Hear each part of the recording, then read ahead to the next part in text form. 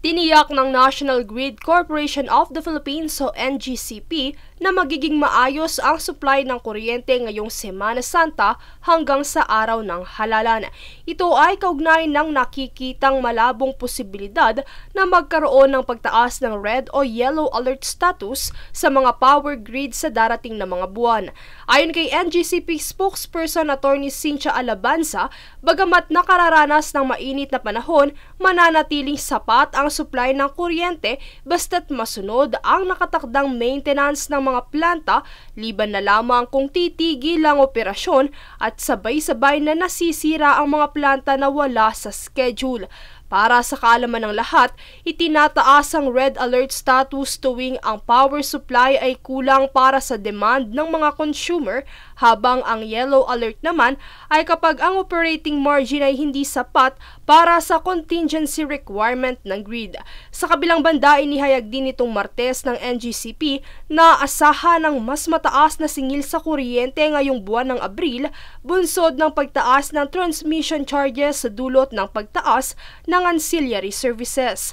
Ang ancillary service charges ay ang halagang binabayaran para sa kuryenteng ginagamit para balansehin ang grid sa panahong may supply and demand imbalance. Batay sa tala ng NGCP, tumaas ng 16.05% ang AS charges o katumbas ng higit 81 centavos para sa kada kilowatt hour, kung saan kasama sa AS charges ng February at March ang ikalawa at ikatlong bahagi ng 70% na gastos mula sa reserve market noong March 2024 billing period na ipinagpalibang singilin ng Energy Regulatory Commission. Habang bahagyang tumaas ang transmission wheeling rate o ang pangunahing serbisyo sa paghahatid ng kuryente sa halos 56 centavos kada kilowatt hour. Pinaliwanag naman ni Attorney Alabanza kung paano kailangan nilang isaalang-alang ang lagay ng kanilang operasyon.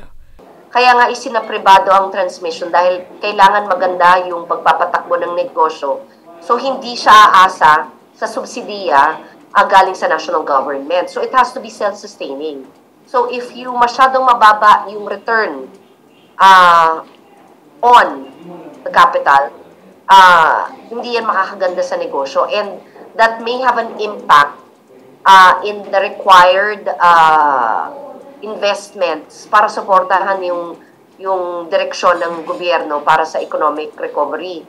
Giit naman ni Julius Ryan Dating Galing, AVP at Head Revenue Management Department ng NGCP, na bagamat malaki ang porsyentong nabanggit sa AS charges sa TWR, maliit na halaga lamang ang napupunta sa grid company. Kung titingnan natin, ang laki-laki na percent ng AS charges na hindi naman namin talaga yung revenue. Princess Castro, nag-uulat para sa Golden Nation Network.